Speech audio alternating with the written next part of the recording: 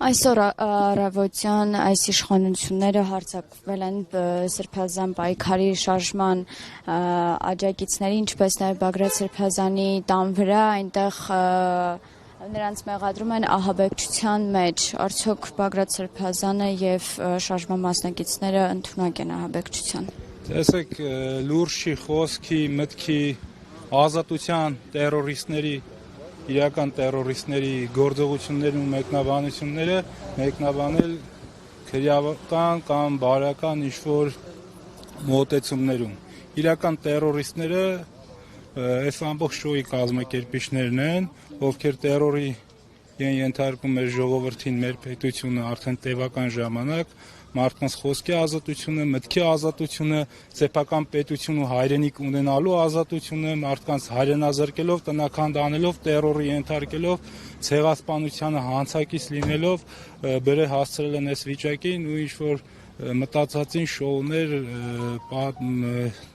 տարատեսակ ինչ-որ գործողություններ են անում, որպեսզի տպավորություն ստեղծեն։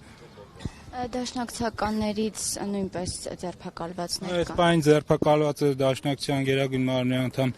Իգոր Սարգսյանը, մի շարք դաշնակցական ընկերներ ձերբակալվել էին, այս պայն բաց են թողնվել, այս պայն ունեցած մեր տեղեկություններով, դե ակնհայտ է, որ որպես քաղաքական ուժ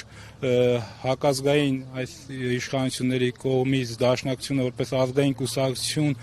թիրախավորված է, մեր համար նորություն չէ, բնական է եւ տարօրինակ կլիներ, եթե սրանց առաջին թիրախը Դաշնակցությունը չլիներ։ Ինչից է վախենում այս իշխանությունը, որ կրկին սկսել է ձերբակալություններ։ Ասեք, իրենք վախենալու շատ պատճառներ ունեն, որովհետև իրենք վաղ թե ուշ գիտակցում են, որ այս իշխանությունը կորցնելու են, իշխանությունը կորցնելուց հետո գալու է հատուցման եւ պատասխան տալու ժամանակը, իսկ դրա համար նրանք ոչ մարդկայնորեն, ոչ տղամարդկայնորեն պատրաստ չեն դրա պատասխանը տալ ու այն ամեն ինչի միջով անցկացնում են մեր ժողովրդին, դրա հատուցումը իրենք ի վիճակի չեն տալու, դրա համար վախենում են, իրենք իրենց տեսակից, բնավորությունից, էությունից եւ գործած հանցանքներից են վախենում։ Այս խոզարկությունները, ձերբակալությունները նաև ադրբեջանական լրատվամիջոցներն են հրապարակել եւ հրճվում էին դրանով։ Դե